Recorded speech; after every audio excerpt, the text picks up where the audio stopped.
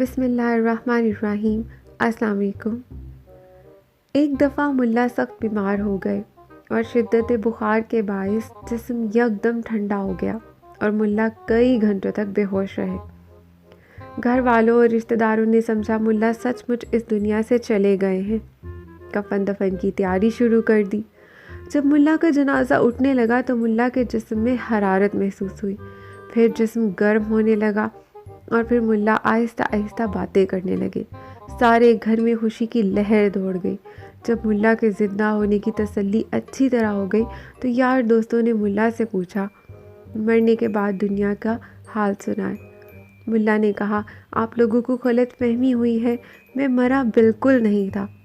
لوگوں نے پوچھا، اے ملا یہ بتائیے کہ آپ کو کس طرح علم ہوا کہ آپ زندہ ہیں اور مرے ہوئے نہیں تھے؟ ملا نے کہا، پہلی بات تو یہ ہے کہ مجھے بھوک لگ رہی تھی۔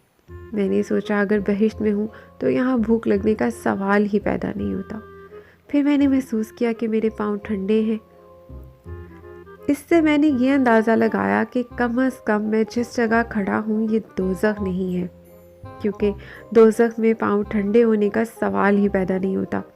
یہ سب دیکھنے کے بعد مجھے اچھی طرح یقین ہو گیا کہ نہ میں دوزخ میں ہوں اور نہ میں بہشت میں ہوں، بلکہ میں زندہ ہوں۔